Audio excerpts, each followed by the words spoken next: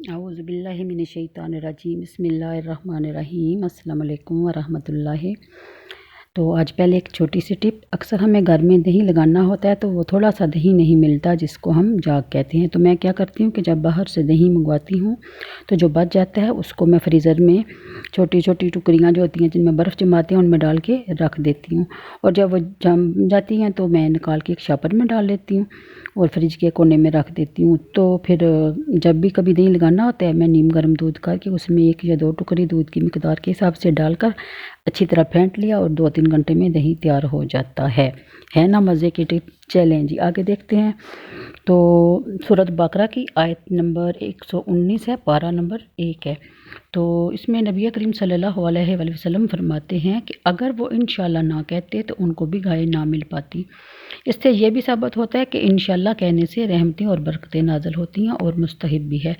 اور 120 میں ہے کہ گائے کی کہانی کچھ یوں بیان ہوتی ہے کہ بنی اسرائیل میں ایک صالح شخص تھے جن کا ایک دودھ پیتا بچہ تھا اور ان کے پاس ایک ہی گائے تھی جس پہ ان کا گزر بسر ہوتا تھا۔ انہوں نے کیا کیا کہ اس کی گردن پہ مہر ثبت کر کے یعنی لگا کے اللہ کی راہ میں چھوڑ دی اور نیت کی کہ میرے بچے کے کام آئے گی۔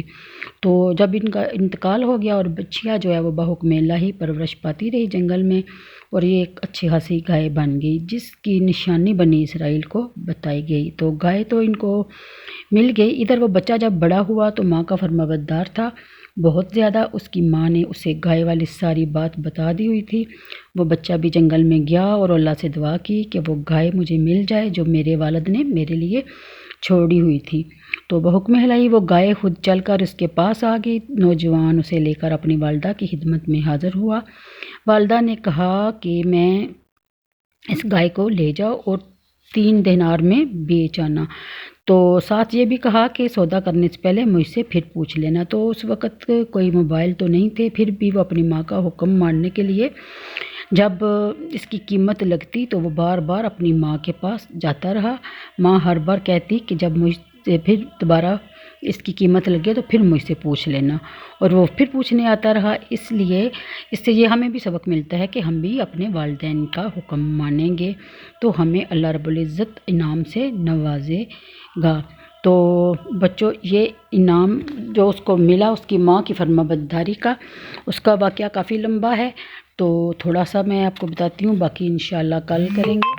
تو ہوا یوں کہ وہ جب وہ گائے لے کے بازار میں گیا تو فرشتے اللہ کی طرف سے ایک فرشتہ آیا، اس نے بولا کہ اس گائے کی قیمت 6 دینار ہے۔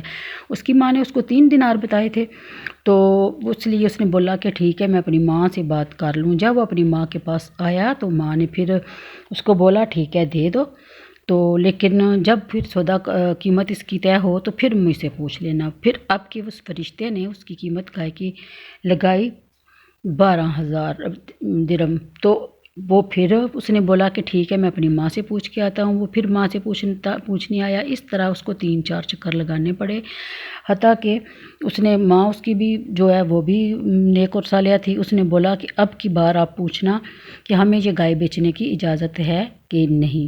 تو اس پر اس فرشتے سے اس نے پوچھا، یعنی کہ جو ایک انسان کے روپ میں آیا ہوا تھا، اس سے انہوں نے پوچھا کہ آپ ہمیں یہ بتائیں کہ ہمیں اس گائے کو بیچنا کا حکم ہے کہ نہیں۔ اس فرشتے کو بھی سمجھ آ گئی کہ یہ سمجھ گئے ہیں۔ انہوں نے بولا کہ ابھی نہیں، جب وقت آئے گا تو میں بتا دوں گا، آپ اس کی قیمت اتنی مانگنا کہ اس کی کھال میں جتنا سونا بھر سکو تو دے، اتنی اس کی قیمت ہے۔ تو اس طرح بچوں اس کو یہ انعام ملا کیونکہ اس کے کام آنی تھی، اس کی ماں کے کام تو آنی نہیں تھی۔ تو اب مجھے دیجیے اجازت، آگے ہم کل آپ کو بتائیں گے کہ کس طرح اس گائے کی اتنی قیمت لگی اور پھر گائے کے ساتھ کیا واقعہ پیش آیا۔ اوکے جی، اللہ حافظ، مجھے دعاؤں میں یاد رکھیے۔ اگر ویڈیو پسند آئی تو لائک اور سبسکرائب ضرور کیجیے گا۔ اوکے، خدا حافظ۔